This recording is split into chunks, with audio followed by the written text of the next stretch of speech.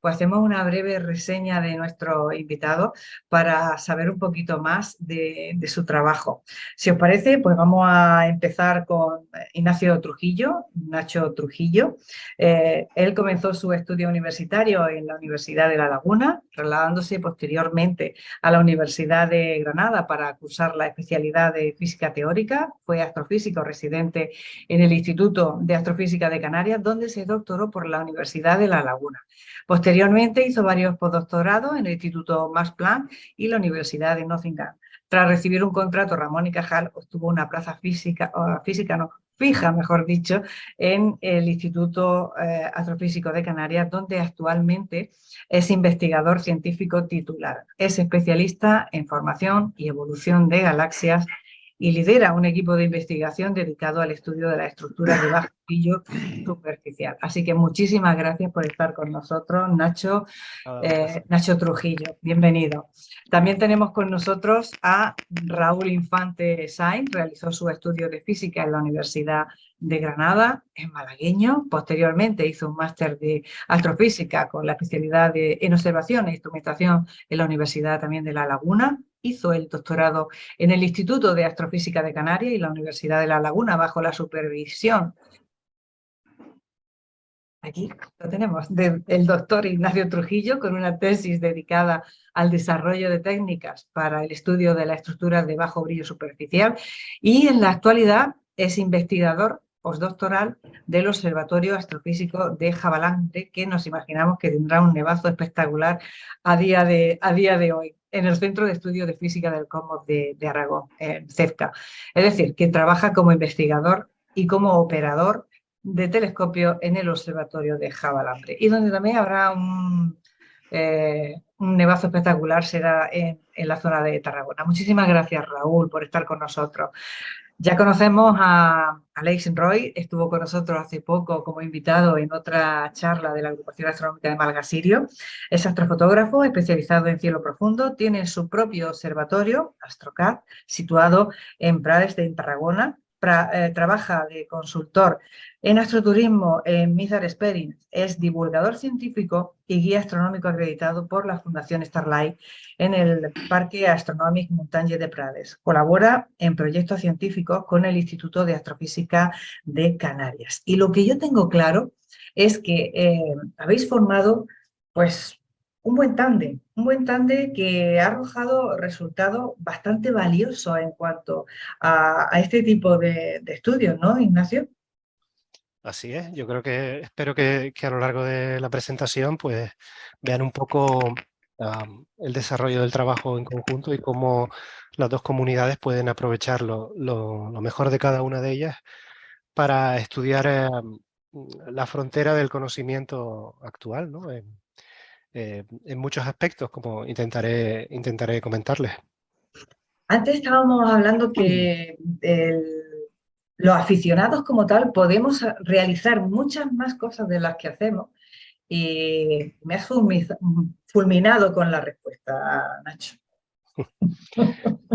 Bueno, no sé exactamente a qué te refieres. Sí, claro, se puede hacer mucho más, pero la combinación, como espero que vean, la combinación ideal, en mi opinión, sería ah, el tiempo, el tiempo y la disponibilidad de instrumentación propia de la que disponen de los aficionados, junto con la estructuración del trabajo que proponen los profesionales para sacar el máximo rendimiento de la instrumentación disponible por los aficionados. Yo creo que esa es la clave, ¿no? Es decir, utilizar técnicas de observación profesionales en equipos de los que disponen mucho tiempo, que es la parte que los profesionales no tienen a mano. Es decir, nosotros no disponemos de todo el tiempo que queramos, sino un tiempo muy limitado que se concede a través de los paneles de observación, ¿no? Y bueno, pues ambas cosas permiten hacer estudios que por otro lado no podrían hacerse con observatorios profesionales o serían muy complicados de conseguir. Uh-huh. Bueno, contarnos cómo vamos a tener la estructura de esta charla.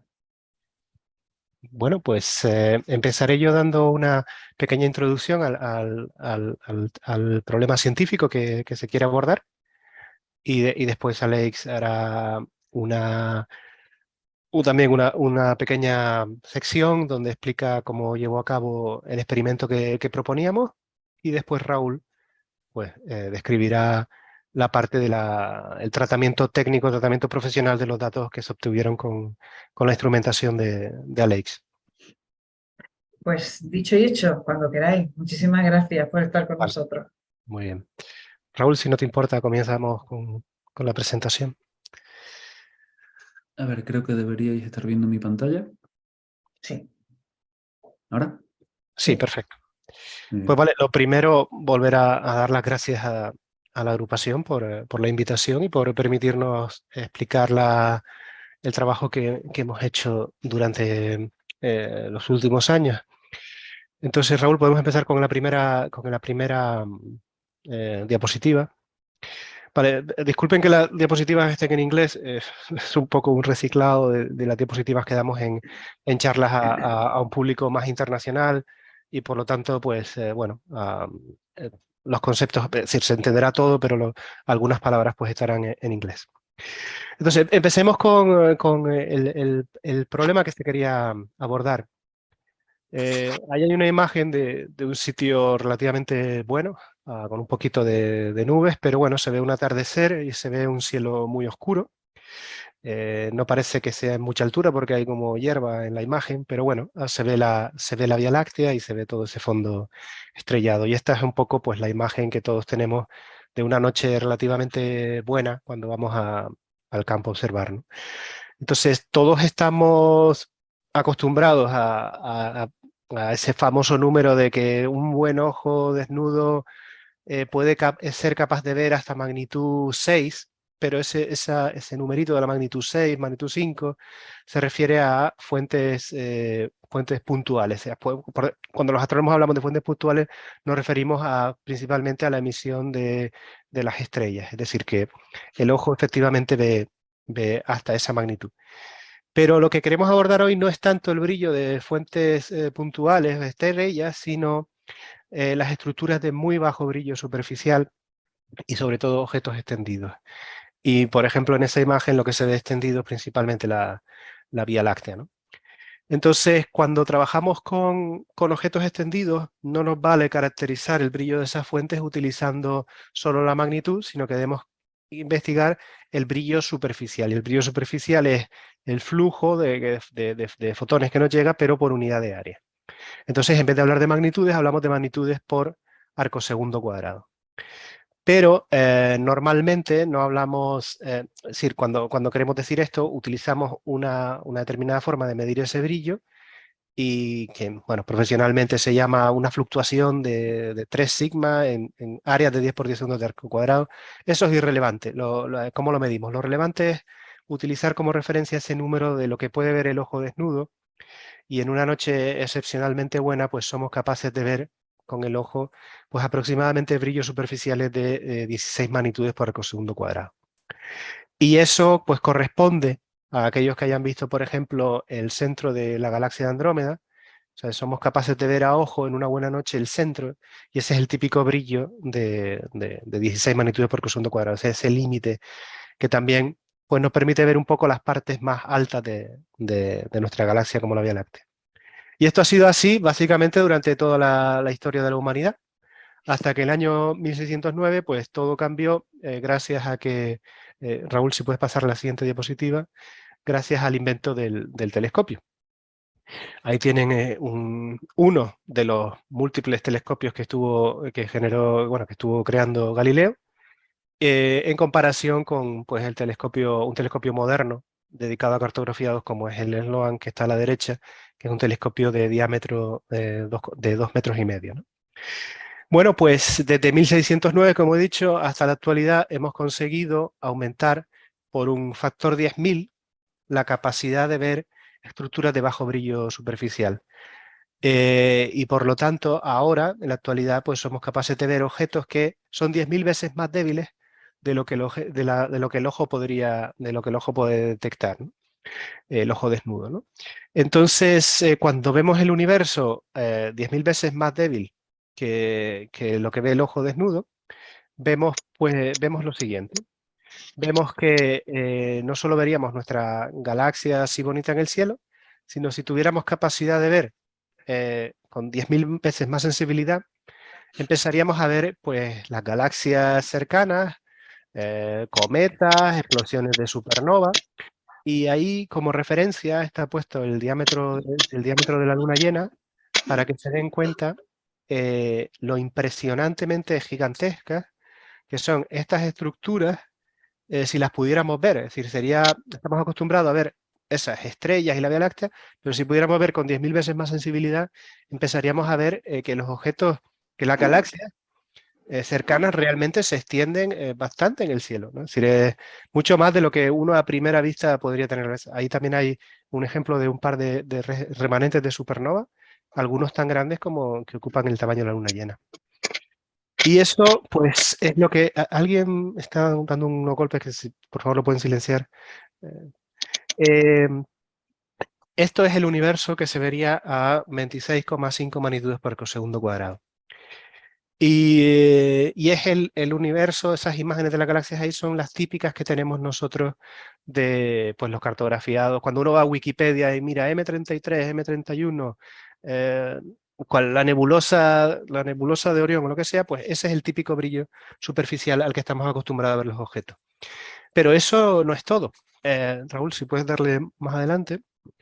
Si fuéramos capaces de ir un poquito más profundo, de repente veríamos que en la parte de fuera de las galaxias, por ejemplo, ya dejan de tener esa forma tan bonita y simétrica y empiezan a aparecer estructuras alrededor de esos objetos que están relacionadas con la canibalización de otras galaxias cercanas. Son el rastro de la destrucción de otros objetos por parte de los objetos principales. Esa foto, por ejemplo, que están viendo es de un astrofotógrafo muy famoso, que es David Malin, y está sacando el objeto Messier 83. A la izquierda tienen el objeto tal como aparece típicamente en la Wikipedia y el objeto cómo se vería si uno va 10 veces más profundo y explora el universo de bajo brillo alrededor de esos objetos. Claro, la pregunta que pueden hacerse ustedes es, bueno, si esto es tan relativamente sencillo de hacer, ¿por qué las imágenes del universo de nuestros objetos cercanos y de los objetos extendidos no alcanzan típicamente esa profundidad? Pues en la siguiente diapositiva van a ver la enorme, la ingente cantidad de problemas a los que tenemos que enfrentarnos si queremos obtener una imagen de tan bajo brillo superficial. El primer problema al que los que nos enfrentamos todos, los que vivimos en la Tierra, es al hecho de que el cielo no es completamente transparente, sino que tiene un brillo propio. Un brillo que en inglés se conoce como air glow, que traducido literalmente sería el brillo del cielo, y que tiene un brillo superficial de 22 magnitudes por arcosegundo cuadrado. Ese brillo del cielo, en un observatorio de alta calidad, se puede ver hacia el horizonte con un tono verde, y lo habrán también visto en algunas películas de tipo time-lapse, en las que se ve cómo va variando el brillo del cielo en forma de ondas. Ese brillo está producido por la recombinación de los átomos que durante el día se excitan con la luz del sol y por la noche al combinarse de nuevo emiten esa fluorescencia de color verdoso que nos hace de pantalla. Y como ven, esas 22 magnitudes por segundo cuadrado vienen a ser 100 veces más brillantes que las fotos de las galaxias que les estaba mostrando antes. Entonces, la pregunta es, ¿cómo es posible que podamos ver por debajo de un cielo que brilla mucho más que los propios objetos? Bueno, pues la razón es que ese brillo va variando y al final, al integrar durante exposiciones lo suficientemente largas, ese brillo del cielo se va compensando y al final se queda como un fondo plano de muy bajo ruido que quitando un simple valor, una constante a la imagen, pues podemos detectar esas estructuras, ¿no? Es decir, que ese problema lo sabemos digamos, abordar muy bien y por lo tanto podemos estudiar objetos de bajo brillo. Pero cuando uno intenta ir un poco más profundo, el siguiente problema que tiene es que los telescopios suelen tener estructuras complejas.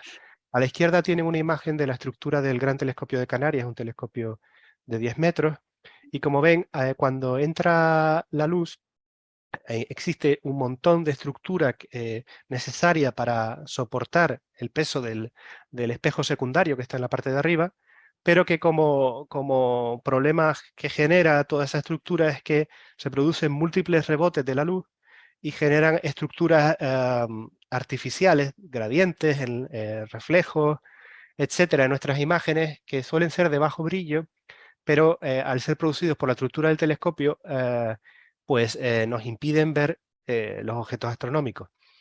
Entonces, la manera de romper esa barrera, resultado de la estructura de los telescopios, es o intentar irse a telescopios con ópticas más simples, como son los refractores, y tratar de tener el tubo limpio, digamos, disminuir esas estructuras que están encima de los telescopios, o bien utilizar estrategias observacionales bien diseñadas, bien pensadas, de forma que girando el telescopio, apuntando a diferentes sitios, intentemos minimizar al máximo eso. Incluso si quisiéramos ir más profundos, tenemos otro problema. También está asociado con la atmósfera y también está asociado con la estructura del telescopio, que se llama el problema asociado a la dispersión de la luz. Nuestras fuentes, cuando las observamos a través de la atmósfera y de la instrumentación, la luz que nos llega no se sufre una dispersión añadida a su camino óptico, digamos, de forma que alrededor de los objetos aparecen unas estructuras, ahí lo ven, eso es un ejemplo de varias galaxias lejanas, pero alrededor ven un brillo gris, cuando lo que deberíamos ver es solamente, digamos, lo negro. Y eso es simplemente la luz dispersada por la atmósfera y por la instrumentación del telescopio. Estamos acostumbrados a llamar a eso el zinc de la atmósfera, pero en realidad es mucho más extendido y mucho más lejos. Entonces, una manera de atacar esos problemas es caracterizando lo que se llama la PSF de la imagen, o en inglés Point Spread Function, que básicamente es la descripción, es una función que nos da la probabilidad de lo que debería haber sido una fuente puntual, cuánto se extiende en la imagen.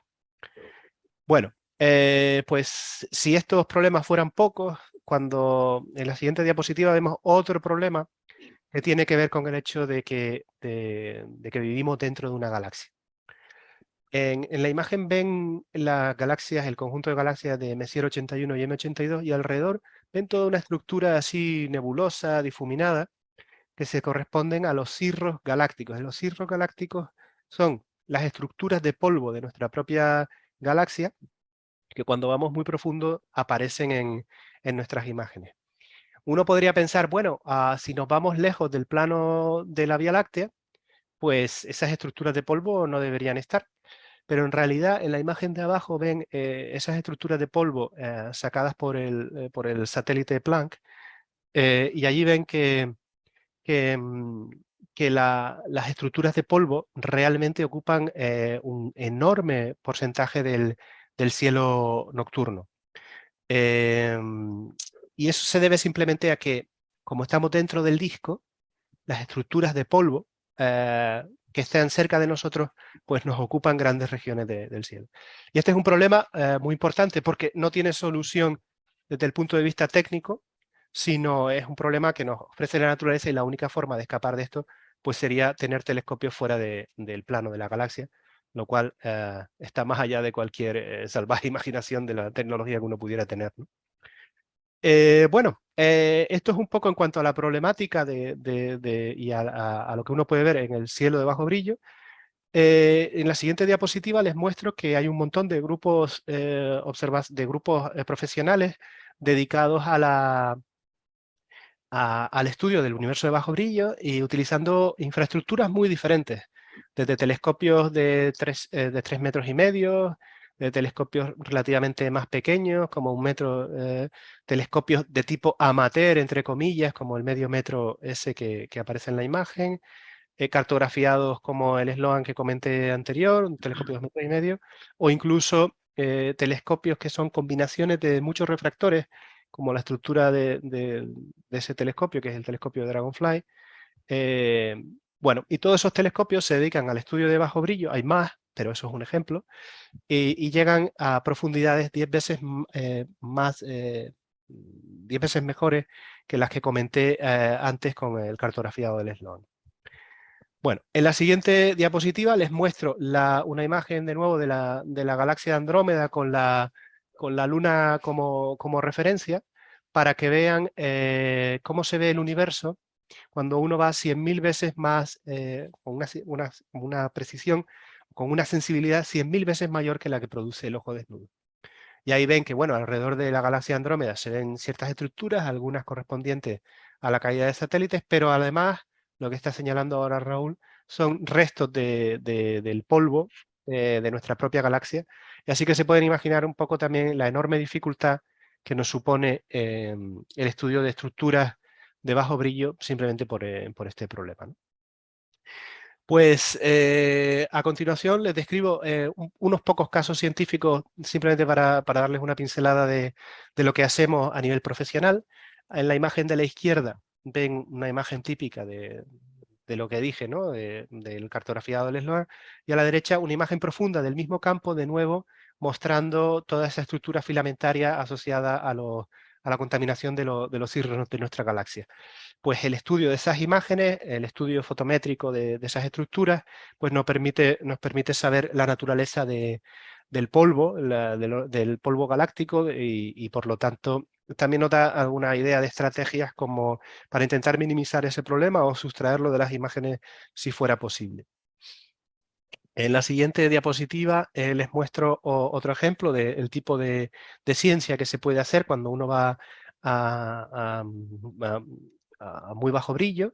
En este caso estamos viendo la galaxia NGC 4565 y es una galaxia muy interesante, con un buen telescopio se ve sin problema, y esa es una imagen muy profunda que obtuvimos en el telescopio William Herschel de 4 metros, y lo que señalan las flechas rojas es que, aunque fuimos muy profundos, observamos que que el disco de la galaxia no crecía en la dirección horizontal, siendo indicativo ese tamaño de un tamaño físico del objeto. Por lo tanto, las imágenes muy profundas nos permiten responder preguntas que normalmente no están claras cuando uno investiga un poco los libros de astronomía, que es, por ejemplo, ¿cuál es el tamaño de una galaxia, ¿no? Bueno, pues en las imágenes muy profundas, por fin parece que al menos para las galaxias de tipo disco se puede encontrar un borde físico y que podríamos llamar tamaño. Y eso es muy interesante, pero bueno, no voy a entrar ahora, pero y que está relacionado con cómo crecen las galaxias con el tiempo. Eh, y por último, un par de transparencias para terminar y darle la palabra a Aleix.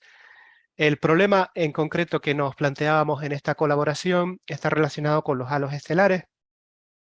En esta diapositiva se corresponde a simulaciones hechas por ordenador muy precisas de galaxias como la Vía Láctea, y esta es la predicción de nuestro modelo cosmológico de materia oscura fría. Nos predice que alrededor de las galaxias como la Vía Láctea debería haber estructuras gigantescas en forma de restos de todos los satélites que se ha ido engullendo, digamos, nuestra galaxia con el tiempo. Para que se hagan una idea de lo gigantescos que son estas estructuras y de los brillos superficiales a los que tenemos que llegar, en rojo, ese puntito, esa extensión rojo se corresponde a la extensión de nuestra propia galaxia, el tamaño de nuestro disco.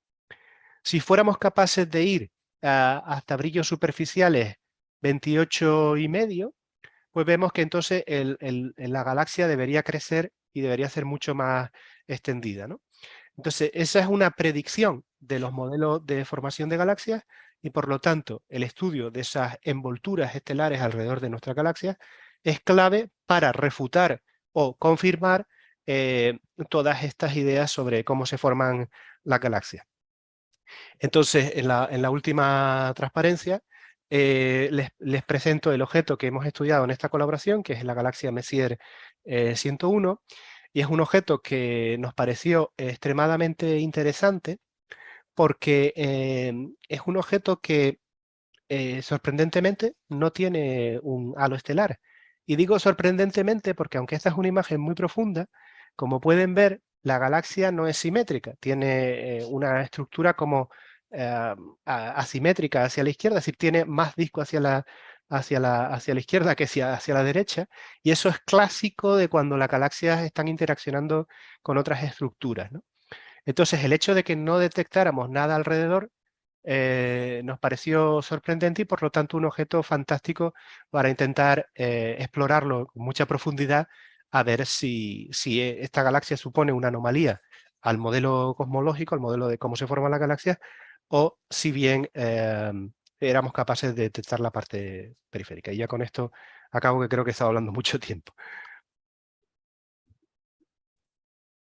Bueno, pues continúo yo, cojo el relevo. En primer lugar, gracias a AstroSirio, la agrupación, pues, por la oportunidad de poder contar, pues, esta historia. Y también nuevamente agradezco a los compañeros, a los doctores Nacho Trujillo y Raúl Infante, pues la oportunidad de colaborar con ellos, ¿no? La verdad es que uno como astrónomo amateur se siente realmente muy pequeño cuando trabaja con grandes de la ciencia como son estos dos investigadores. Y un poco os voy a contar de dónde salió también la oportunidad que también se abre al mundo amateur, en el sentido de que empiezan a haber y cada vez más, pues, posibilidades de colaboración entre científicos profesionales y amateurs, como muy bien ha contado Nacho Trujillo. Todo empezó, pues, escuchando Coffee Break. Por cierto, ¿todavía no escucháis Coffee Break? Supongo que sí, ¿no? Los veintitantos que estamos aquí ahora mismo, pues supongo que sí. Los que oigáis esta conferencia a posteriori, seguro que sí, porque es el podcast de referencia no solo en España, sino a nivel internacional, que cada semana, pues, nos ofrece la actualidad científica y nos ofrece incluso oportunidades, como es en este caso. Pues escuchando uno de los programas de Coffee Break, ya corría, pues, Navidades del 18, justamente se estaba reproduciendo una charla que se dio en la Agrupación Astronómica de Gran Canaria, donde estaba de invitado Nacho Trujillo. Y en esa charla, pues justamente Nacho lanzó un poco la propuesta de si algún astrónomo amateur se interesaría de colaborar con ellos, con el Instituto de Astrofísica de Canarias, en un proyecto de bajo brillo superficial. A mí me gusta en este momento introducir la historia de que a mí me recordó este momento la publicación que hizo Ernest Shackleton, pues, hace unos siglos, cuando buscaba locos aventureros, ¿no? Pues para irse a la Antártida, prometiendo penurias, eso estaba asegurado, y no prometiendo para nada el éxito, ¿no? Un poco Nacho lo dejó bastante claro, ¿eh? Es decir, si alguien se le manta la cabeza, pensad que pueden ser meses de trabajo y no aseguramos nada, no aseguramos nada. Bueno, yo por aquel entonces, pues la verdad es que, y sigo, ¿no? Practicaba la astrofotografía y hacía tiempo que veía, pues, un poco capturado fotografías de los objetos que tenía pendientes y lo encontré extremadamente interesante. Extremadamente interesante, sí, y por mi parte sin problema de invertir tiempo mío, que como astrónomos amateurs pues disponemos mucho de tiempo de observación, y pues empezar una aventura fantástica como ha sido de colaborar con científicos profesionales. Todo esto desde el cielo de Prades. Yo soy originario de la zona de Barcelona, de Vilassar, del Maresme. Lo dejé todo con mi compañera, con Georgina, para venir a vivir al cielo oscuro en Prades y iniciar el proyecto del Parque Astronómico Montañas de Prades. Por tanto, también era una gran oportunidad para nosotros para poder validar o refutar datos que ya veníamos estudiando de calidad de cielo a nivel de oscuridad, pero también de zinc. Tenemos un buen zinc, estamos a 1000 metros de altura. Y por tanto, en primer lugar fue el interrogante: ¿será suficientemente bueno este cielo para hacer ciencia de frontera? Que al final es una de las frases que salieron, ¿no? del estudio, que no es mía, creo que fue o Raúl o Nacho, ¿no? que apuntaron, ¿no? El hecho de con equipos amateurs se puede hacer ciencia que avance en el conocimiento. Y bueno, no usaré el spoiler, después veremos cuál es la respuesta. Pero en todo caso sí que, pues, a partir de aquí empezamos con el equipo del doctor Trujillo y especialmente Nacho, Raúl, se empezó a estudiar y caracterizar el telescopio. En mi caso, este telescopio, si quieres pasar diapositiva, Raúl, me había permitido, pues, poder hacer astrofotografía de un gran campo, digamos, como la nebulosa M78, o si quieres ir pasando otra imagen, o de galaxias, M33, o una última ya, pues la nebulosa de Orión, la Running Man Nebula. Pues este telescopio, si pasamos ya a diapositiva, vamos a ver que se trata, pues, de un telescopio que está situado bajo este cielo, alrededor de 21 en la zona donde yo tenía el observatorio, dentro, en el propio núcleo urbano, y en la zona cercana, pues una zona bastante oscura, 21.4, en el Pla de la Guardia, que es donde está prevista la instalación del Observatorio Astrofísico, un proyecto que va muy avanzado ya. El SING en mi observatorio pues ronda alrededor de 1 segundo y medio de arco, 2 segundos de arco, por lo tanto bastante decente. Ya en la ubicación del observatorio profesional pues ya mejora estos valores.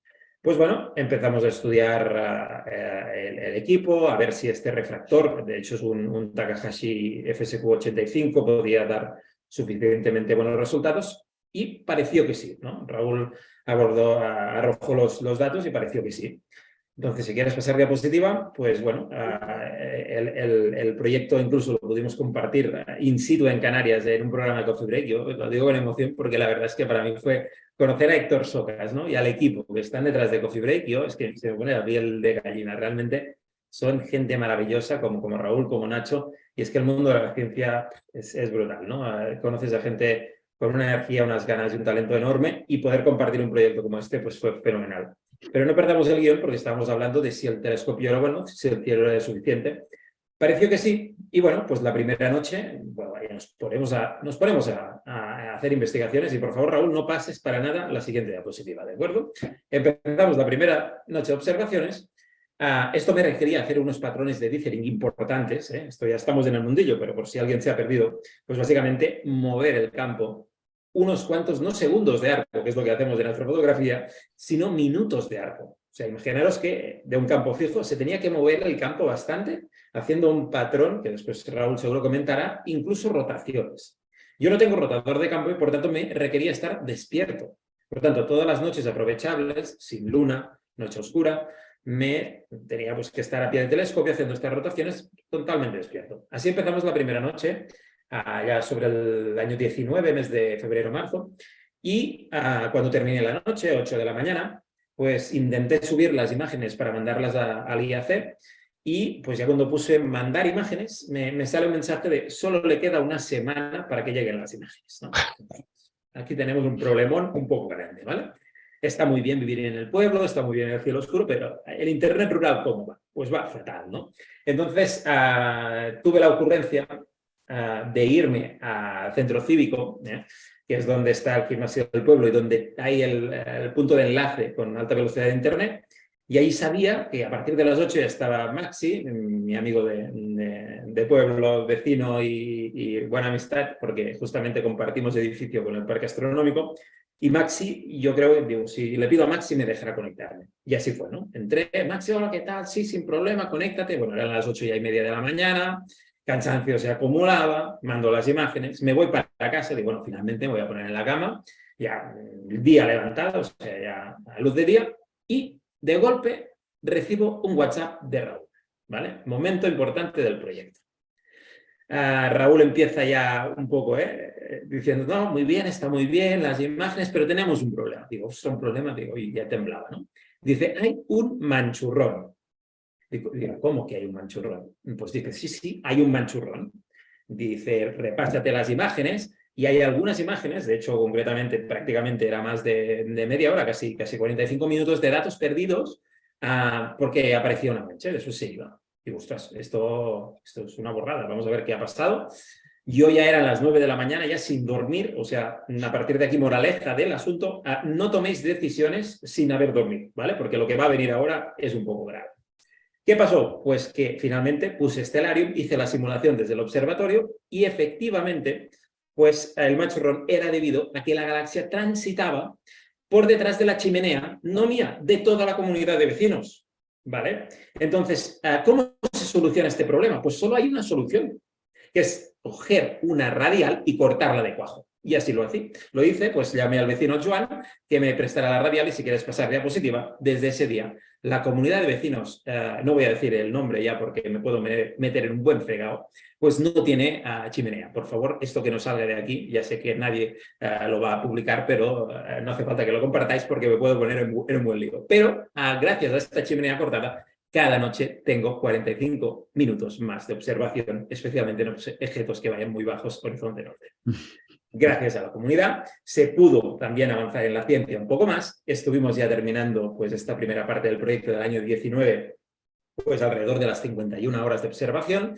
Y si quieres pasar diapositiva, verán en julio del 19, y de hecho voy ya con la camiseta, el Congreso de Bajo Brillo Superficial, el 355 simposio, de hecho organizado por Nacho Trujillo y su equipo, pues tuvo como una de las conferencias pues esta aportación ProAm. Hubo otra también aportación ProAm, y al final nos tocó pues compartir lo que habíamos hecho. Y yo simplemente al salir allí a hablar mi parte, como estoy haciendo hoy la participación, pues simplemente dije la comparativa de que para mí era absolutamente abrumador, ¿no?, poder estar delante de tales eminencias que había leído en artículos anteriormente en revistas, y hoy pues estaban escuchando lo que decía un astrónomo amateur, que al final es lo que somos.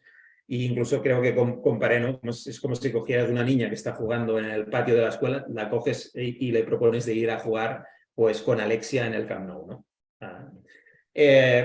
Brutal, la experiencia fue una auténtica pasada, y a partir de aquí seguimos el año 20 ya terminando el proyecto, que era 100 horas, de hecho al final le sumamos una más, ¿no? 101 horas de la galaxia M101.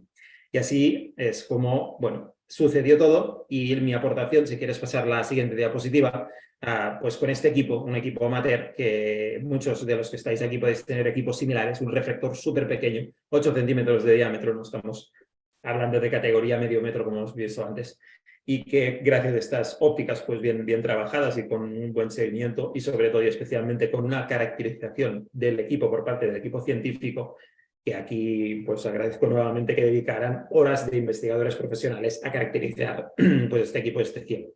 Por tanto, gracias a Raúl, gracias Nacho por la oportunidad. Y ahora sí le doy paso ya a mi compañero Raúl. No, hombre, muchísimas gracias a ti, Alex. Yo solo espero que ese corte de chimenea no te suponga ningún problema legal. Yo, Esperemos que no. si me llaman a declarar, yo siempre negaré que yo ya te haya dicho de cortar absolutamente nada. Eso nació de ti.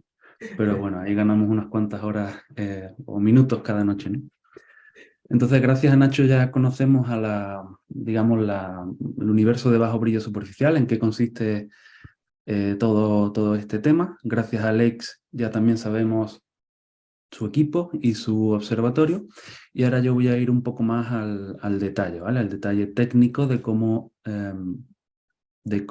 es necesario reducir y analizar los datos, y sobre todo el por qué, la razón de por qué todo lo que hemos explicado hasta ahora, ¿vale? Entonces vamos a empezar por el principio, por el motivo de elegir esta estrategia de observación. Como comentó Nacho, lo que hacemos es una estrategia de observación que consiste en desplazar el telescopio en torno a la fuente que queremos observar. Entonces, en un primer momento obtenemos una imagen con la fuente, con nuestra galaxia en el centro de la CCD, de la cámara, y después movemos el telescopio del orden del tamaño de la fuente, como decía Leix, es decir, no son unos pocos segundos de arco, sino si la galaxia tiene, por ejemplo, 5 minutos de arco de tamaño, pues hacemos un dithering grande, ¿vale? Del orden del mismo tamaño de la fuente que estamos observando. Entonces desplazamos, tomamos una segunda imagen, una tercera, moviendo arriba el telescopio, y así sucesivamente hasta obtener un patrón de dithering completo. Y en este caso, gracias a que la cámara de Alex también podía rotar, pues una vez que hemos obtenido un patrón de dithering completo, rotamos la cámara, si esta es la orientación original, ¿vale? Rotamos ligeramente la cámara unos 30 o 40 grados y volvemos a repetir el mismo patrón de dithering. Observamos con el centro de la cámara la galaxia, desplazamos y así sucesivamente hasta completar también una rotación completa de la cámara, ¿de acuerdo? Esta es la estrategia de observación. Y hay varios motivos para ella. En primer lugar, lo que nos permite este patrón de desplazamiento de la cámara es que si tenemos algún problema con algún píxel del CCD, ¿de acuerdo? Este no afecte siempre la misma parte de los objetos astronómicos, ¿vale? Como los objetos se van a ir moviendo alrededor de la cámara, pues entonces al final, si tenemos un problema, por ejemplo, píxeles calientes, alguna columna de píxeles malos, o algo parecido, pues en la combinación final esa parte que está afectando no afectará siempre a la misma parte de los objetos. Entonces en la combinación final eso de forma natural se eliminará.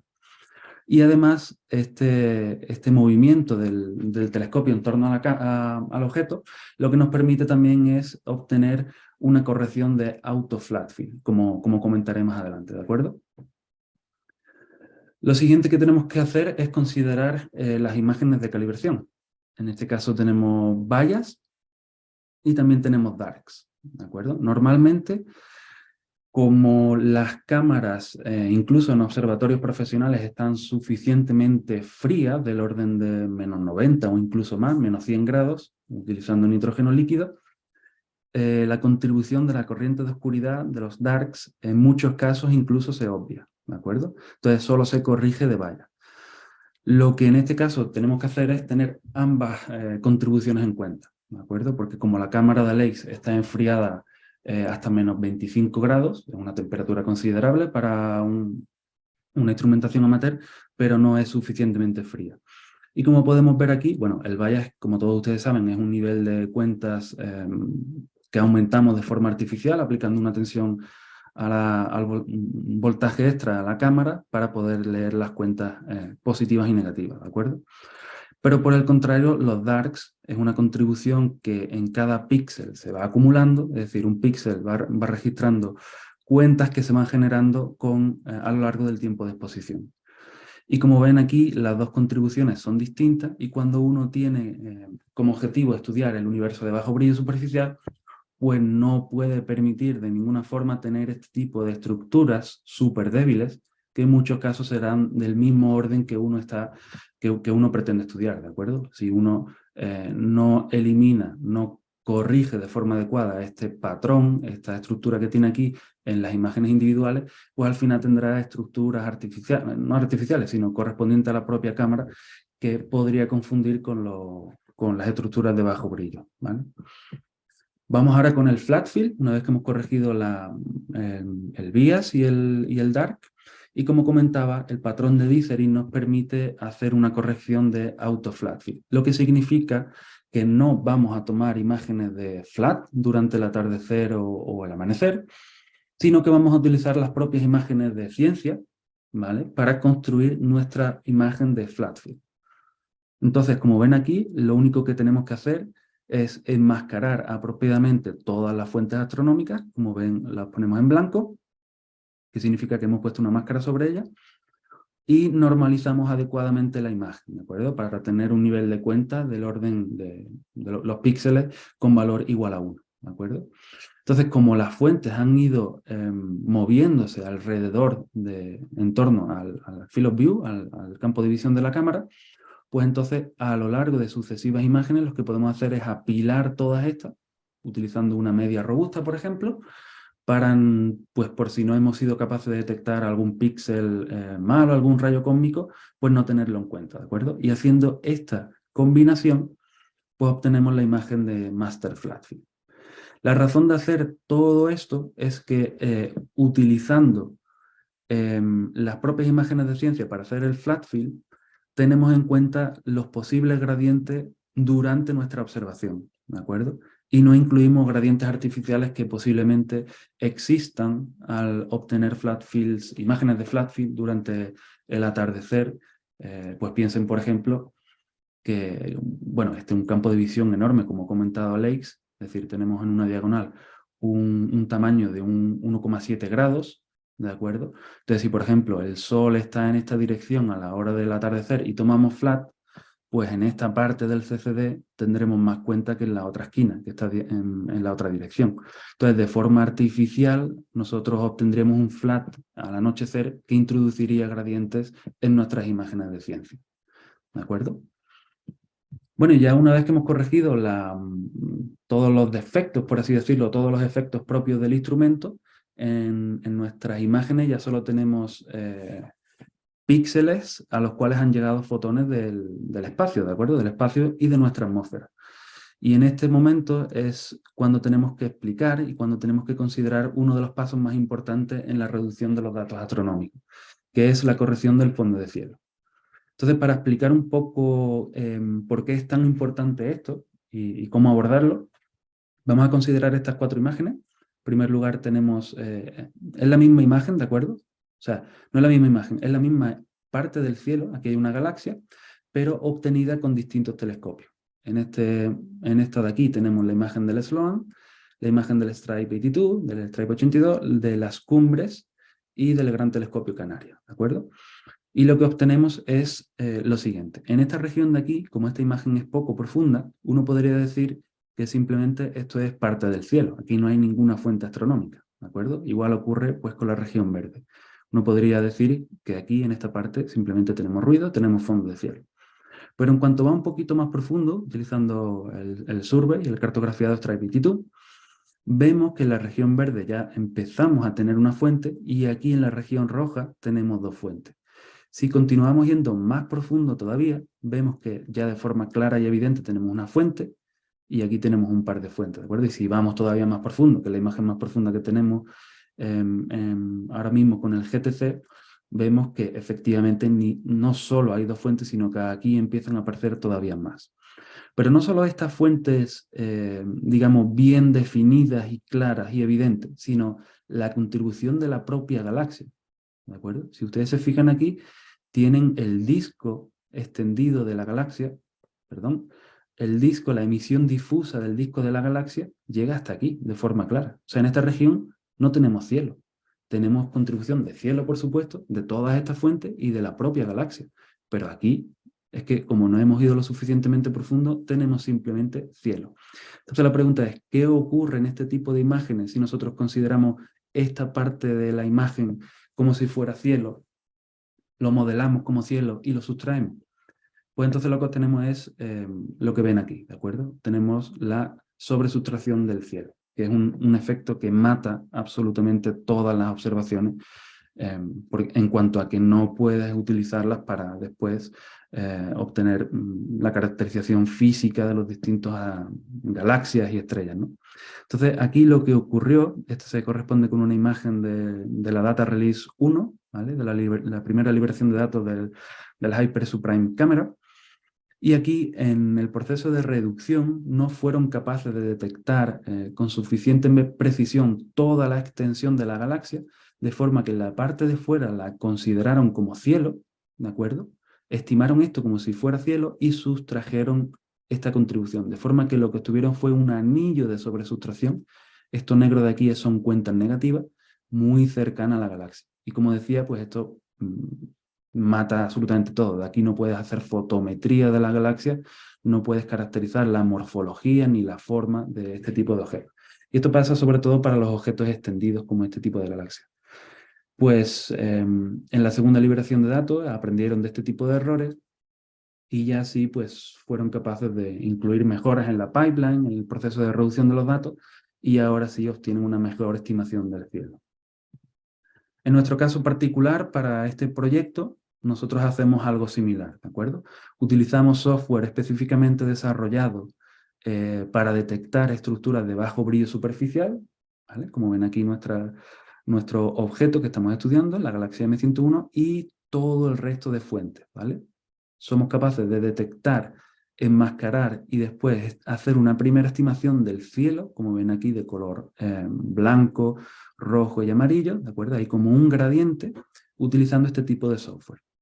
Y después, utilizando esto como entrada, ajustamos un polinomio, ¿vale? Un polinomio en 2 dimensiones de grado 1, es decir, una superficie muy suave, muy poco agresiva, para modelar este cielo. Y lo que hacemos es que a la imagen original les restamos este modelo de cielo plano, vamos a decir. Entonces, esta es la imagen final que tenemos para una imagen individual, y por un lado puede, ¿de acuerdo? Puede que quede algún gradiente sobre la imagen si es que el cielo, la forma que tiene el cielo en nuestra imagen particular no es exactamente el polinomio que nos hemos ajustado, pero por otra parte no vamos a sobreajustar, a sobremodelar, vamos a decir, las posibles estructuras de bajo brillo superficial que en las imágenes individuales ni siquiera somos capaces de detectar, ¿vale? Este efecto de que algunos gradientes puede que se queden en nuestras imágenes se soluciona de nuevo con la estrategia de observación.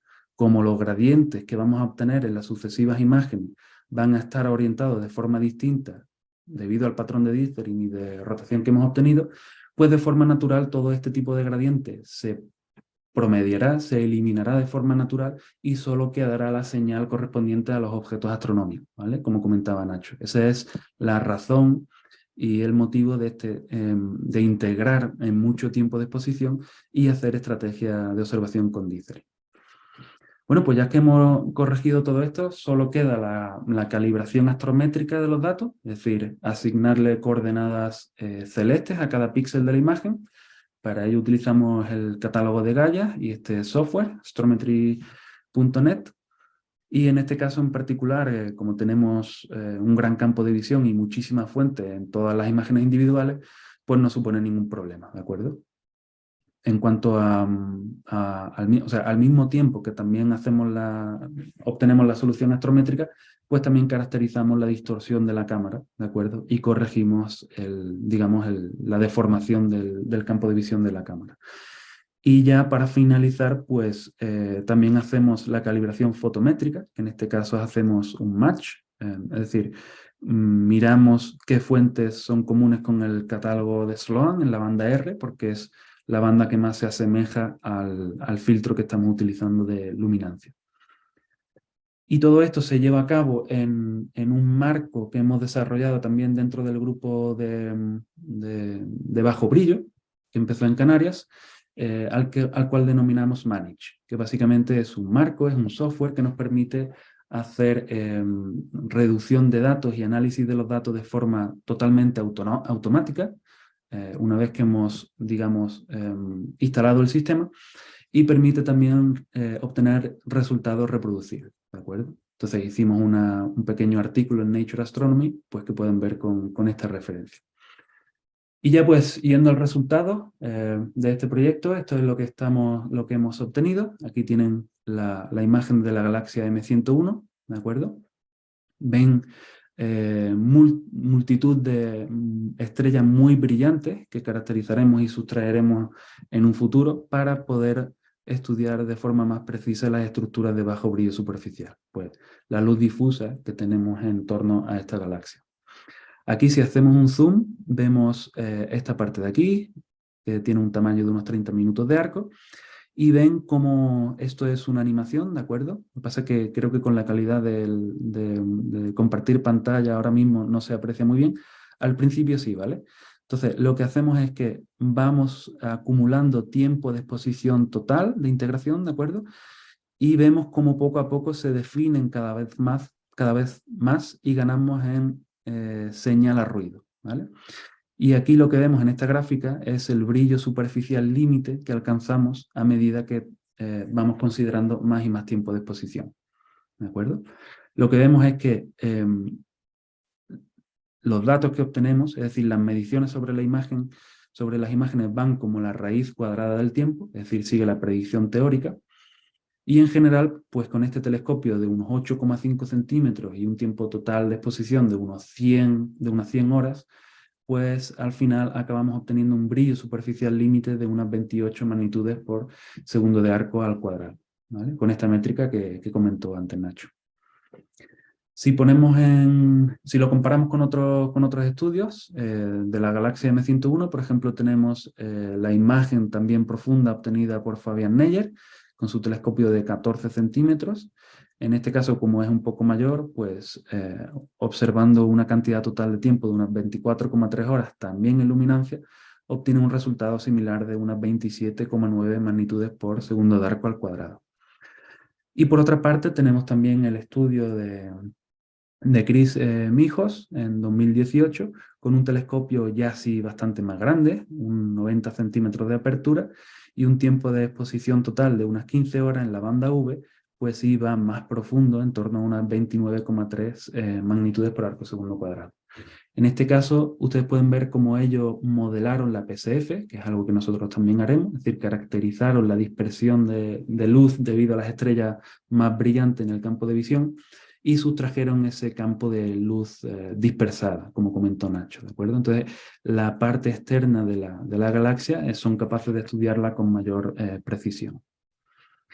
Y ya pues para acabar podemos decir las siguientes conclusiones, y es la que ya han dejado caer un poco Nacho y Alex, ¿no? En general hay mucho tiempo y esfuerzo dedicado por los astrónomos amateurs a obtener imágenes astronómicas, y ese tiempo podría ser invertido o podría ser utilizado en hacer ciencia puntera, ciencia de interés actual, si la estrategia de observación estuviera bien diseñada, ¿de acuerdo? Y también la reducción y el análisis de los datos fuera hecho de forma correcta y adecuado para cada caso en particular. En este proyecto en concreto hemos obtenido pues, 100 horas de la galaxia M101, llegando a una magnitud límite de 28 magnitudes por arco segundo cuadrado, lo cual está dentro de la predicción teórica, es decir, el telescopio se comporta como una esfera, y eso quiere decir que, por ejemplo, si tuviésemos un telescopio más grande, pues todavía iríamos más rápido, es decir, para obtener la misma magnitud límite, o de forma similar, si tuviésemos más telescopios, pues haría falta menos tiempo para obtener la misma, digamos, profundidad de imagen. Y ya finalmente, pues en un futuro caracterizaremos la PSF, la dispersión de luz de este telescopio, para sustraer el campo de luz difusa. Y pues simplemente ya para acabar, agradecer a la organización por darnos la oportunidad de presentar este trabajo, y hacer un llamamiento tanto a la comunidad astronómica amateur como a la comunidad astronómica profesional para que se lleven a cabo este tipo de colaboraciones. Yo creo que hablo no solo en nombre propio, sino también en nombre de Alex y de Nacho, si digo que tanto nosotros como Alex nos hemos enriquecido mutuamente, porque hay cosas que nosotros no sabíamos y hemos aprendido de Alex, y Alex también ha aprendido de nosotros. Entonces, la colaboración siempre es constructiva, siempre enriquece a los dos mundos, por así decirlo, y que nada de... Es decir, que todos los detalles técnicos que pueden asustar en un primer momento no asusten a ninguna de las dos partes para llevar este tipo de colaboraciones a buen término. Y ya pues creo que tenemos tiempo para preguntas o discusión. Entonces ya le doy la palabra a la organización. Muy bien. Pues fantástico, muchísimas gracias a los tres por estar con nosotros, y vamos a intentar lo que es ahora abrir pues, un coloquio. Vamos a arreglar el sonido un momentito.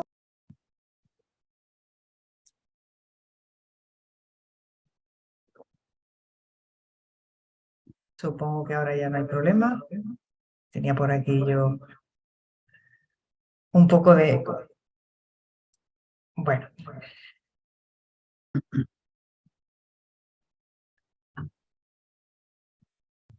Pues ahora vamos a intentar abrir ese coloquio, como decía, intentando que podamos participar todos. Jesús.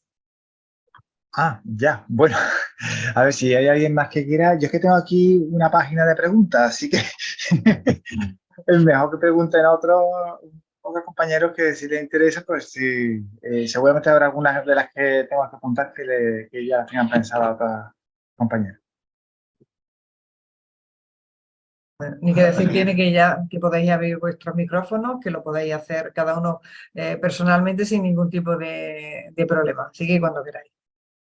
Sí, quería preguntarle a Raúl una cosa, María. Pues nada, adelante. Hola, buenas tardes, Raúl. ¿Qué tal? Enhorabuena por la charla. Mira, es que me ha llamado mucho la atención lo que has comentado del dithering, de rotar la cámara, pero claro, eso me supone, o me imagino que supone un problema luego a la hora de apilar, ¿no? Porque me imagino que luego la esquina de la foto resultante del apilado habrá que reducirlo, ¿no? Pues se verán las marcas del dithering, ¿no? No sé si me explico. ¿Te refieres al viñeteo? Exactamente. Sí, si el viñeteo, claro, si el viñeteo no está, quiero decir, si todos los elementos ópticos no están perfectamente alineados, pues habrá algunas esquinas que efectivamente estarán menos iluminadas que otras. O sea, el centro de iluminación no estará perfectamente alineado con el centro de la cámara y tendrás problemas en los bordes. Y por el simple hecho de apilar con dithering de 1 grado, como has dicho, a la hora de zoomar todas las imágenes te dará un error en la esquina, ¿no? Aparte del billeteo, ¿no? Vamos, desde mi humilde opinión, ¿eh? Raúl, yo creo que José Miguel se está refiriendo al hecho de que las áreas que se está cubriendo el telescopio no son comunes y que por lo tanto habría en los bordes hay imágenes que suman, pero otras no suman nada porque no hay imagen. Exacto. Y se genera una estructura de... O sea, si puedes volver a tu imagen de final, a lo mejor ahí se ve mejor, cuando presentabas el resultado final. A ver si es que se me fue para adelante.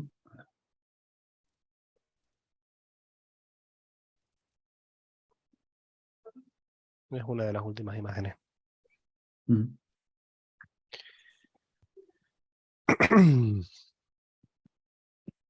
Que tarda porque está la imagen pesada eso. Vale. Pero ya, creo que sé a qué se refiere ahora. Yo Sí, creo que Ignacio ha entendido la pregunta, ¿no? Que Sí. es la duda que tengo, claro. sí, ahí ves los bordes no son simétricos, no es un cuadrado Exacto. perfecto. Por Exacto, eso. a eso me refería. ¿eh? Vale, entonces, bueno, Raúl, explícale que se genera una matriz más grande y eso. Claro, es decir, o sea, las imágenes individuales pues estarán, o sea, cuando movemos el telescopio en la dirección derecha, pues aquí aumentaremos el campo de visión, ¿vale? Mapearemos estas partes de aquí, pero en estas esquinas, claro, no será completamente cuadrada, como si siempre estuviésemos apuntando en el centro de la cámara. Y Vale, así vale. pues sucesivamente con todos los bordes. Es que habrá que hacer un recorte. No, José Miguel, lo que pasa, a ver si yo puedo explicarlo, porque creo que Raúl no ha terminado. Creo entender la dificultad que puedes tener.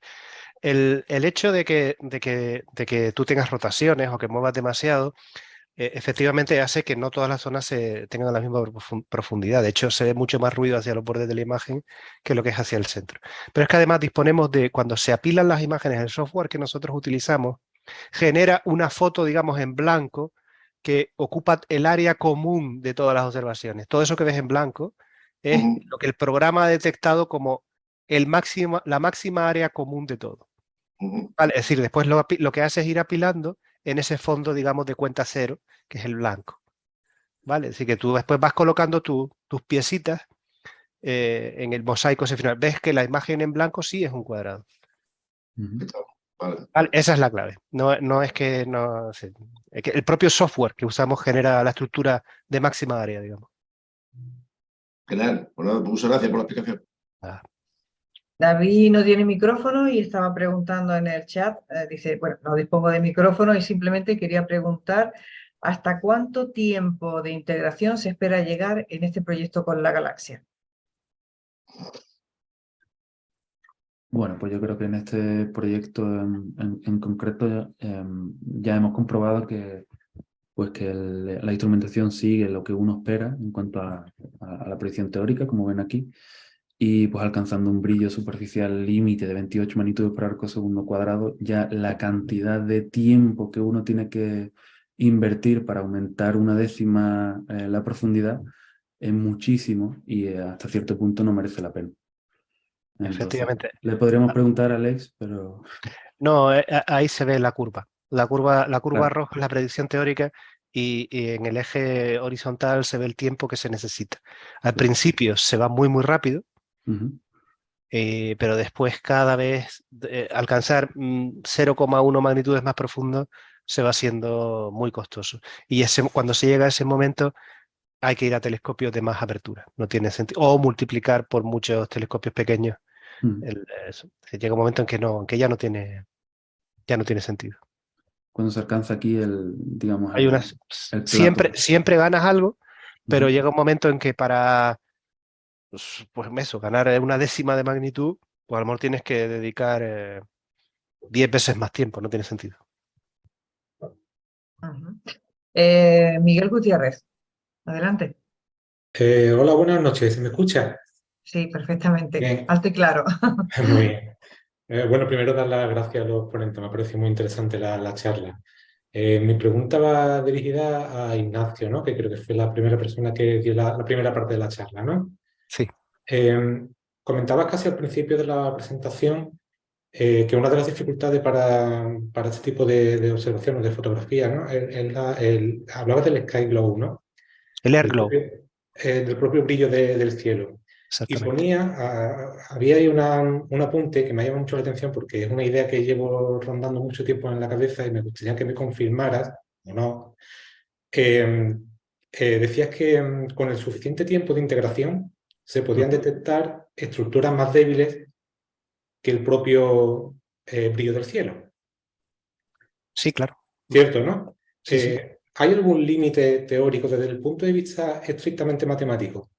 ¿Hay algún límite en el que no se pueda superar, no se pueda revelar esa señal débil porque sea X veces más débil que el propio brillo del cielo? No sé si me explico. Te explicas muy bien. La respuesta corta es que no, en principio, porque la atmósfera, al ser básicamente, es una señal más o menos constante, pero con fluctuaciones, es decir, que a medida que uno va integrando, el ruido va decreciendo. En la práctica el problema es otro, y es que aquí hemos hablado de brillos superficiales del orden de 28 o 28 y medio o lo que sea. Con los grandes telescopios ya hemos ido otras 10 veces más profundo, ya estamos haciendo de forma, entre comillas, rutinaria. Si rutinaria, nosotros que sabemos cómo hacerlo, no. Con 4 horas, digamos, 5 horas de un telescopio de 10 metros, llegamos a brillos superficiales de magnitud de 31 magnitudes por segundo cuadrado, que es todavía, eso es equivalente a 1.000.000 de veces más débil que lo que ve el ojo, y es el límite actual de telescopios, ¿no?, en Tierra. Y el problema no es el brillo de nuestra atmósfera, el problema al que nos estamos enfrentando es que en la nueva generación de telescopios, los telescopios de, digamos, de 30 metros o algo así, cuando los use 5 o 6 horas, el problema es que la cantidad de fuentes astronómicas, si Raúl puede poner el ejemplo de la imagen de GTC, Raúl, ¿puedes volver a poner la comparación Sloan, las cumbres? Cuando no, las cumbres, Sloan, Sí. Stripe, GTC. Digo, es que va lento. Ah, vale, es que va lento, vale. No, es Sí, para explicarle a Miguel el problema. El problema último, digamos, sí, que sí. está un poco relacionado con la famosa paradoja de Olbers. ¿Se acuerdan de que por qué el cielo no es brillante, ¿no? Am, a ver si, cónchale, sí que tal. Es que esta es la imagen mortal, ¿no? Esta de, Sí, es que pesa mucho. A ver si... a ver, A ver. esa imagen, perfecto. Mira, Miguel, compara la típica foto de la izquierda, que es la que estamos acostumbrados, con un 10 metros, 4 horas. Como puedes ver, a medida que vamos haciendo imagen más profunda, empiezan a aparecer un montón de fuentes. Todo eso que estamos viendo son estrellas débiles de nuestra propia galaxia, junto con galaxias que están muy lejanas, las galaxias a mucha distancia, ¿no?, que se ven casi como fuentes puntuales también. El problema al que nos enfrentamos es que todavía si vamos más profundo, la cantidad de objetos que hay es tan grande que no hay regiones, no hay ningún píxel de la cámara que se quedaría libre de fuentes, ¿no? Si todo sería un conjunto homogéneo de brillo, digamos, asociado a las estrellas muy débiles y a las galaxias muy lejanas. Es decir, ese es el verdadero límite, digamos, que nos impone la naturaleza desde Tierra. Desde el espacio podríamos ir un poquito más profundo porque nos ahorramos la atmósfera y por lo tanto la dispersión, la distorsión de las fuentes, porque ganamos en resolución espacial y por lo tanto las fuentes se hacen más pequeñitas, las fuentes lejanas, pero también en última instancia la propia instrumentación, que yo cojo el James Webb o el Hubble, el telescopio Hubble, también tiene una cierta dispersión debido a la instrumentación, y nos permite ir un poco más profundo, pero en principio el límite último viene dado por la confusión de fuentes asociada al hecho de que básicamente en cualquier lugar del universo donde uno apunte el telescopio, si va lo suficientemente profundo llegará luz de alguna fuente, bien una estrella débil o bien una galaxia muy lejana. Claro, esa es un poco mi duda entonces, pero realmente, aunque, como decía, llega un momento en el que estés cubriendo el sensor por completo de tantísima información, pero realmente es bueno, entre comillas, ¿no? Porque quiere decir que está revelando la parte que está detrás de ese sky glow, ¿no? Sí, el brillo de la atmósfera, como te digo, está comparado con esto, por ejemplo, ese brillo de la atmósfera viene a ser 10.000 veces más brillante que las fuentes que estás viendo ahí. Vale, Así vale. que, como, Esa era mi duda. Si desde un punto de vista teórico eso no, era eso, posible. Ya eso, entiendo los límites prácticos que hay, claro, claro. eso nos limita a la hora de ir más rápido, entre comillas, a la hora de conseguir imágenes más profundas, porque estamos luchando contra una barrera de luz, pero bueno, sabemos cómo quitarlo. Por ejemplo, para que tú te hagas una idea, el mismo telescopio en tierra o en el espacio, con la misma cantidad de tiempo de exposición, ganas una magnitud en el espacio, fuera de la atmósfera, porque no tienes que luchar contra esa barrera de luz. ¿Vale? Si simplemente por estar en el espacio vas más rápido en cuanto a la profundidad. Vale, de acuerdo. Ignacio, ¿habría alguna forma de contactar contigo para exponerte mejor a cuento de que viene esta pregunta? Porque es un poco más larga y no quisiera alargarme aquí. No, escríbeme un correo. Puedes encontrar mi dirección. Bueno, mi dirección es trujillo@iac.es. Mándame, Trujillo@iac.es. sí, Trujillo en minúscula, @iac.es. Vale, Me mandas un email con lo que me quieras preguntar y te pongo estupendo, en el estupendo. to-do list.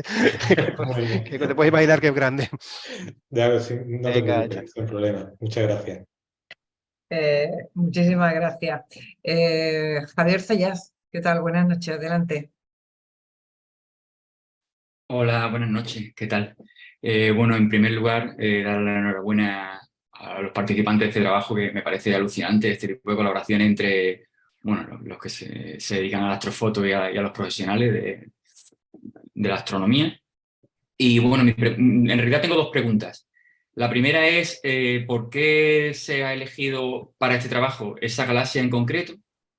Y luego, respecto a esa galaxia, la simetría que tiene, bueno, en una de las imágenes la imagen esa donde se ve la comparación entre los diferentes trabajos sobre esa galaxia, hay una en concreto donde se ve un montón de estructuras como que están escapándose de la galaxia hacia el lado contrario de donde está el centro. A ver si, mira, en la imagen de la derecha hay un montón de estructura que como que está escapando hacia el lado contrario de donde está el centro. Esa estructura. Y me gustaría saber a qué se debe, no sé si es que está interaccionando gravitacionalmente con otro objeto que no se ve en la imagen, o si sí que se ve y yo no sé cuál es. O esa es mi duda, más o menos. Raúl, ¿respondes tú? ¿Respondo yo? Responde tú si quieres. Vale. Al principio de la charla, no sé si a lo mejor llegaste un poco tarde, Sí, explicamos por perdón, qué. llegué tarde. Vale, pues eso, es que se explicaba por qué se seleccionó este objeto.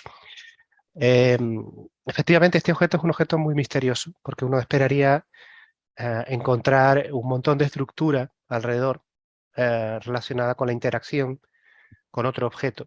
Y bueno, efectivamente, la propia distorsión de la galaxia hacia la parte izquierda arriba, esa que está señalando Raúl, es un indicativo muy claro de que el objeto está sufriendo algún tipo de interacción gravitatoria.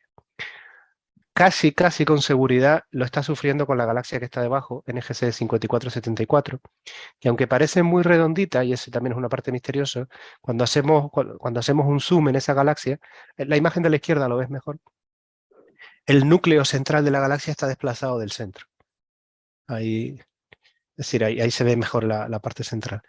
Entonces, este sistema es un poco misterioso. Hay una conexión que se ve cuando se observa con radiotelescopios y se observa el gas. Hay una potencial conexión entre estos dos objetos y hay explicaciones de que probablemente la galaxia 5474 pasó muy cerca y alteró la parte periférica de la galaxia M101. Nuestro objetivo era, por tanto, estudiar este tipo de estructura externa y relacionarlo con las teorías de formación del modelo cosmológico de cómo se forman las galaxias. Esa era la idea, sí.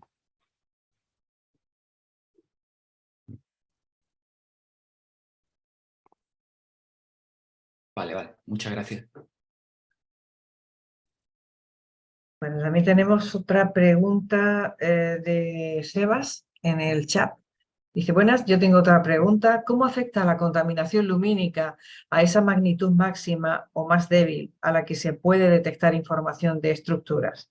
O formulada de otra manera, ¿hay alguna manera de determinar la magnitud máxima que se puede detectar con una cierta medida de contaminación lumínica? Raúl, adelante. Sí, no, yo lo puedo completar después. Pues sí, básicamente es lo que estábamos comentando. La contaminación lumínica se puede pensar como una emisión más potente, por así decirlo, del cielo. Es decir, Si tienes contaminación lumínica es como si tuvieses un cielo peor, vamos a decir, más emisión del cielo. Entonces, ¿hay algún límite que prevenga, por así decirlo, llegar a la profundidad que tú quieres? En principio no. Deberías de echar más tiempo observando, ¿de acuerdo? Y en el límite, pues a uno le gustaría salir al espacio y quitarse la atmósfera completamente. Pero claro, eso ya supone otro tipo de problema. Entonces, la contaminación lumínica uno podría pensar que es como tener un cielo peor. Entonces, simplemente tendría que exponer todavía más tiempo, ¿de acuerdo? Y pues tener en cuenta todo ese tipo de cosas a la hora de reducir los datos. Pero el límite teórico en cuanto a un límite que uno pueda alcanzar, no creo que haya. Simplemente tendría que poner más tiempo, tendría que para llegar a la misma profundidad, echar más tiempo de observación.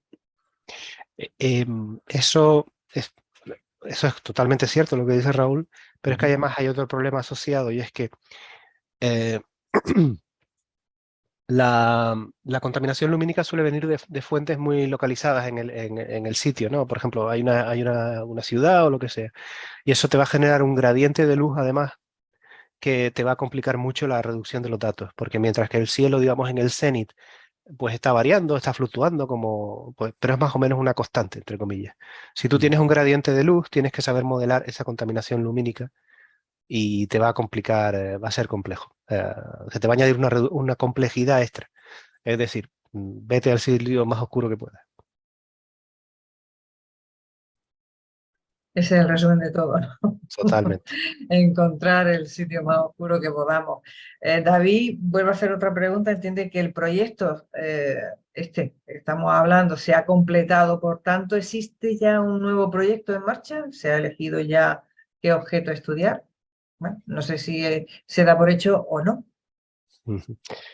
Bueno, yo quiero embarcar a Alex en otra historia. Em, pero claro, también debo contar con Raúl y Raúl está más liado que... Todavía no hemos podido sacar adelante el artículo científico asociado a esto, así que me da una cierta pena embarcarlos en otra cosa. Pero la idea sería la siguiente. Em, Raúl comentaba justo la diapositiva anterior, no, la anterior, la de arriba, exactamente. Esta galaxia que ven en la izquierda, que está sobresustraída, es un ejemplo típico de los problemas que tenemos del estudio de galaxias muy cercanas. Ahí se ha cogido como ejemplo esta galaxia porque es un ejemplo extremo de hacerlo mal, entre comillas, de sobresustraer la parte de fuera. Pero esto está pasando en absolutamente todas las imágenes de objetos cercanos y en particular en los satélites de nuestra propia galaxia. Entonces, galaxias satélites de bajo brillo, que tenemos muchas, Fornax, ¿qué más objetos así que me vengan a la cabeza? Las nubes de Magallanes, todos estos objetos sus partes periféricas no se pueden estudiar bien. Con los datos profesionales, por lo que estoy comentando. Entonces, sería fantástico que Alex, por ejemplo, pues dedicara mucho tiempo en su telescopio al estudio de las galaxias satélites de nuestra Vía Láctea para poder estudiar sus partes de fuera, que ahora mismo no hay ningún dato profesional que lo permita. Entonces, pues nada, cuando se pueda, pues si se puede se hará o si no, no. Lo ideal sería hacerlo con una instrumentación más grande para no, entre comillas, no dedicar 100 horas por objeto, que es una barbaridad de tiempo, sino intentar hacerlo pues en 15, 20 horas, que es más razonable. Bueno, gracias por la propuesta que la está lanzando aquí en directo y por tanto, pues Ya te lo había comentado. Tenemos una primicia también. No, Te lo había comentado en una reunión de grupo, así un poco. Sí, es verdad, es verdad.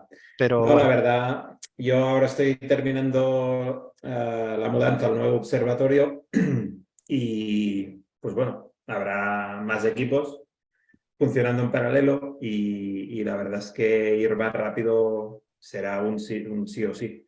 De hecho, ya están 3 refractores a punto de ser instalados y todavía en las próximas semanas y será un placer, ya te digo, Nacho, de poder iniciar cualquier proyecto que pueda aportar un poco más de luz en el conocimiento.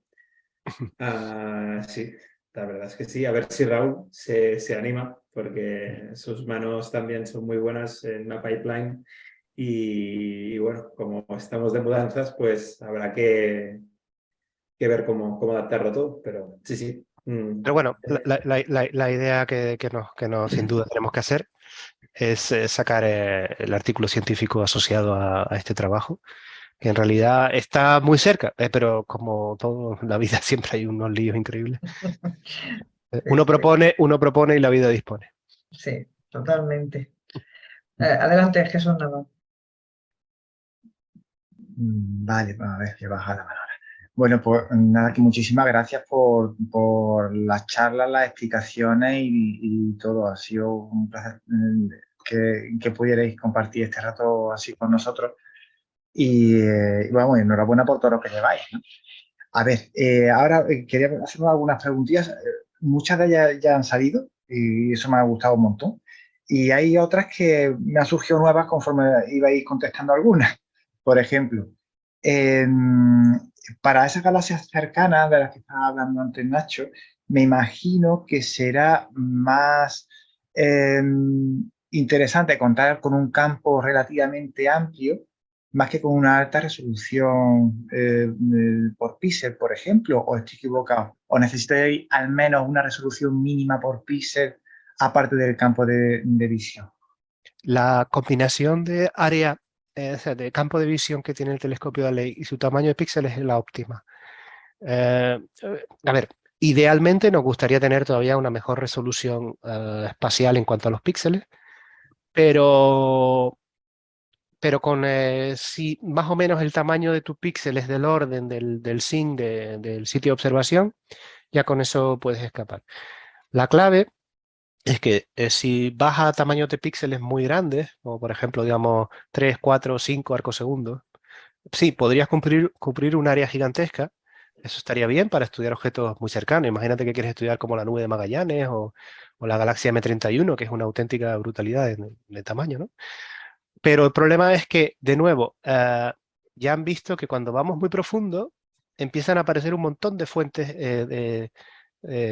puntuales en las imágenes.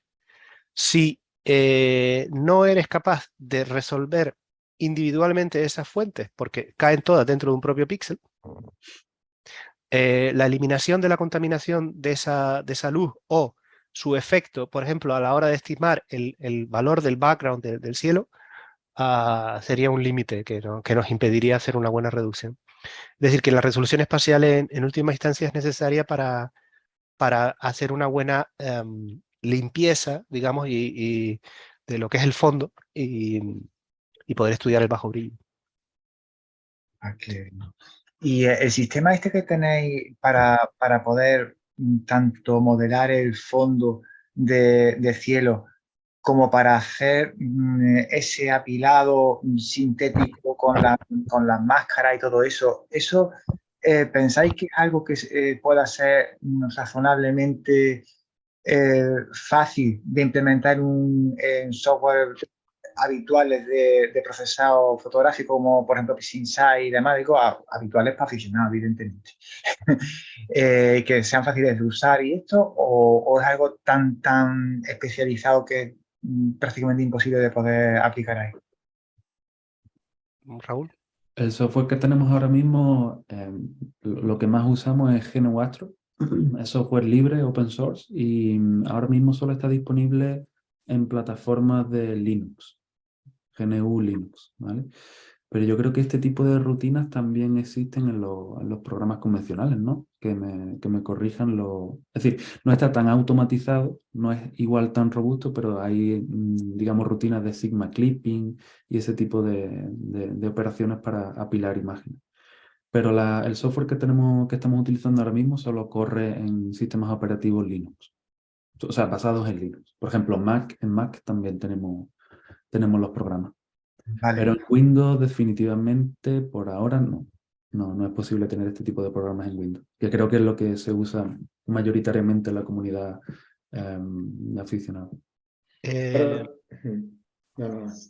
Adelante, Alex. Sí, no, iba a comentar que hay una parte muy importante del know-how de los científicos y todas estas herramientas que hay que hacerlas un poco a medida, que esto difícilmente se va a poder, al menos a corto plazo, ¿no? Automatizar. No sé si también el tema de las PSFs y todo lo que vais haciendo, ¿no? Este ajuste fino de la pipeline de programación según equipo, según cielo, según condiciones.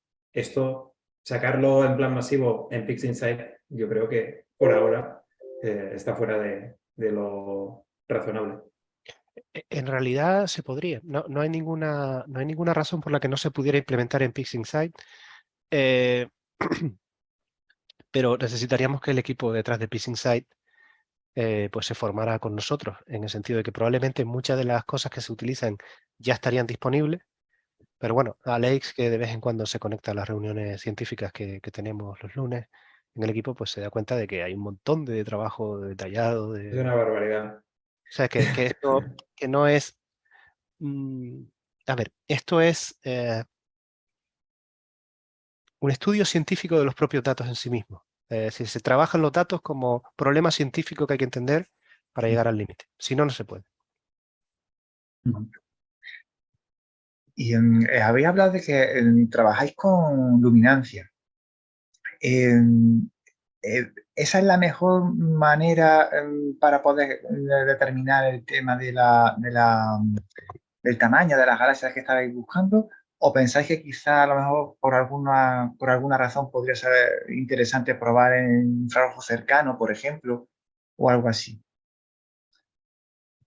Raúl. Bueno, trabajamos en luminancia porque en principio es el filtro que tiene Alex, que en principio pues con el que vamos a ir más profundo, más rápidamente. Y el problema científico que tenemos en mente, que propuso Nacho, era pues estudiar la emisión del disco, si existe, de esta galaxia, ¿no? Entonces ese era el filtro más apropiado, el filtro de luminancia para captar cuantos más fotones más rápidamente. Sí, aquí la razón de utilizar luminancia no es ninguna razón más allá del hecho de que es el filtro más ancho que tenía Alex disponible. Esa es la única respuesta. Es decir, no te interesa utilizar filtros más estrechos porque tardarías muchísimo más. Claro. ¿Y más ancho? O sea, por ejemplo, el filtro claro, el que va de luminancia y infrarrojo, ¿o no porque contamina de alguna manera? Sí, hay gente incluso que no utiliza filtro. Pero si no tienes un filtro que te corte tanto por el azul como sobre todo por el infrarrojo cercano, la atmósfera te va a matar, porque el brillo de la atmósfera va creciendo hacia el infrarrojo. Entonces, si estábamos diciendo que en el óptico es 22 magnitudes por segundo cuadrado, en el infrarrojo a lo mejor te sube a 18, 16, no sé el número, pero puede ser a lo mejor 100 veces más brillante y por lo tanto te contaminaría absolutamente la luz de la atmósfera. Y en el caso de las rotaciones que estabais hablando, ¿hace falta ser extremadamente preciso en cada uno de los grados que se van cogiendo o basta simplemente que se roten y que al final de toda la serie se vaya rotando estas veces que habéis puesto, pero que no hace falta ya la micra de grado ahí para...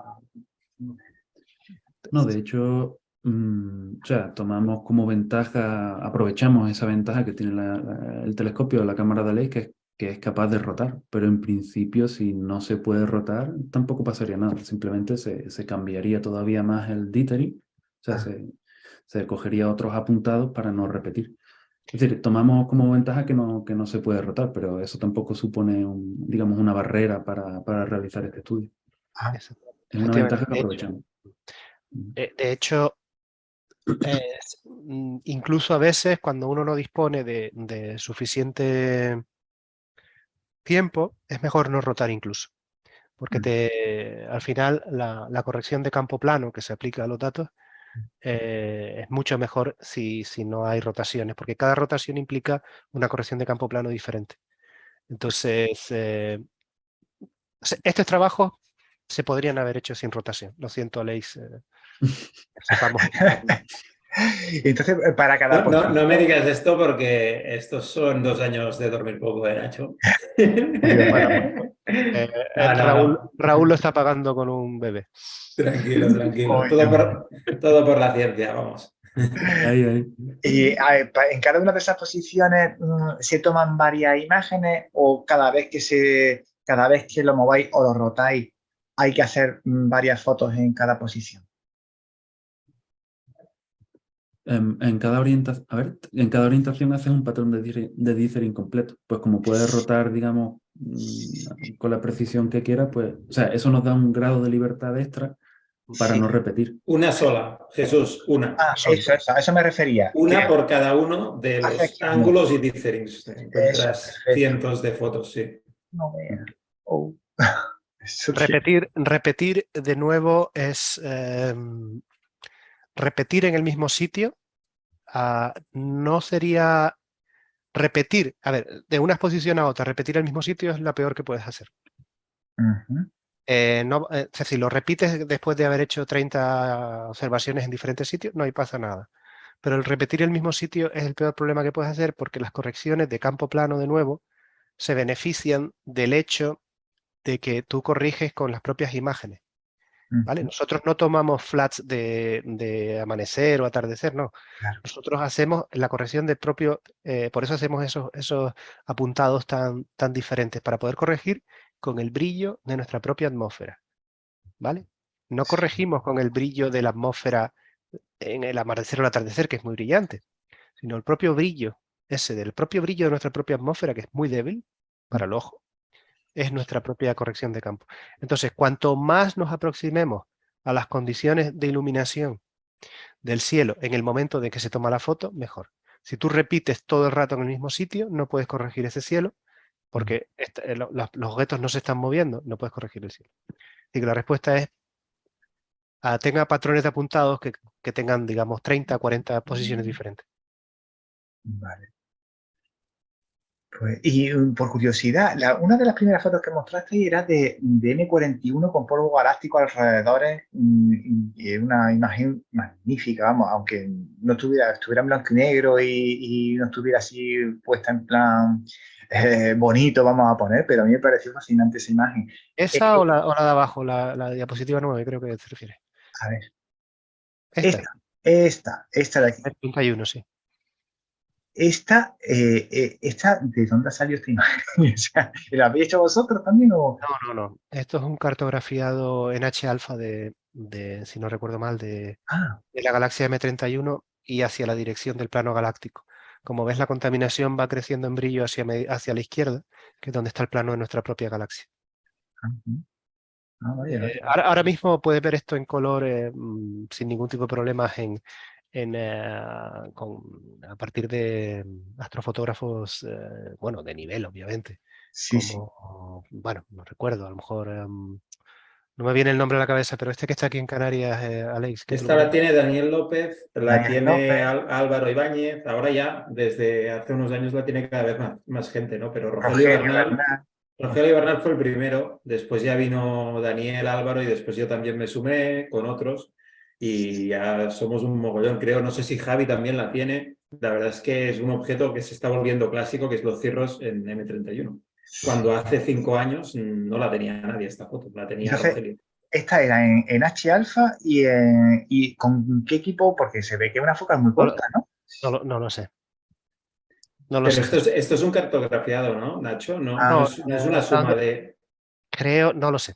Ahora mismo no lo sé. Es un ejemplo de foto que uno coge así random, digamos, al azar de internet para ilustrar el problema de los cirros, pero no puedo trazar el origen de esto. De todos modos, si pones en H-alfa Deep Imaging M31, pues probablemente te salga. Nadie habla del oxígeno. Venga, ahora es la oportunidad. Sí. Vamos, Este año hay que darle oxígeno. Hay que darle oxígeno a esta galaxia para que respire un poco. Oxígeno 3. Sí, oxígeno 3. Ha salido ahora eso que tiene. ¿Pero es de la propia galaxia o es de la nuestra? Raúl es el que tiene información más fresca. A ver, esto es todavía trabajo en proceso, pero bueno, todo pinta a que esa estructura es local, es decir, es de nuestra propia galaxia. Si tengo que poner dinero, no dudaría en poner dinero a que es un cirro. En cualquier caso, desde el punto de la astrofotografía es bellísimo, ¿no? Las imágenes que están saliendo. Señores, si no les importa, yo sí que les tengo que dejar porque por cuestiones ya familiares. que es la hora de acostar a los chiquillos. Bueno, pues un abrazo a todos y espero que sigamos en contacto. Sí, nos Un vamos a quedar abrazo, aquí. Ignacio, Nacho. muchísimas gracias por estar con nosotros. Gracias por aceptar la invitación. Nada, un placer. Espero encontrarnos en otra ocasión. Un abrazo. Hasta la próxima, chao, chao. Chao. Adiós, Nacho. Pues no sé si Jesús le quedaba alguna pregunta, porque no, nosotros lo gracias. vamos No, lo ya. vamos a dejar por aquí. No sé si alguien tenía... No veo ninguna mano levantada. Si os parece, lo dejamos aquí. Muchísimas gracias también a Aleix, a Raúl. Un abrazo muy grande a los dos. Raúl, bueno, hoy hemos estado viendo la noticia que saltaba de vuestro estudio también desde allí, desde Jabalambre. Y bueno, me imagino que estaréis súper contentos con ese titular, ¿no? Descubren más de 400 galaxias con violentos brotes de formación estelar. Es que ya suena brutal, ¿eh? Me imagino que detrás de esto, el equipo que está en el estudio, bueno, tiene que estar Pues sí, estamos contentos. muy Siempre contento. claro, siempre son buenas Sí, noticias que al final se obtenga ese tipo de resultados, ¿no? Para todo el grupo que está trabajando detrás y pues se vea ese tipo de resultados. bueno, pues, y no ha hecho nada más que empezar. Yo creo que va a ser magnífico. Estábamos leyendo precisamente la noticia esta tarde y digo, mira qué casualidad que vamos a tener con nosotros a Raúl, ¿no? Así que, bueno, desde aquí enhorabuena también por eso. Muchísimas gracias, lo dicho, nos encontramos en otra ocasión, Aleix, Raúl, Muchas gracias. muchísimas gracias. Muy bien, encantado. Un placer. Adiós. Muchas gracias. Entonces. Adiós. Oh.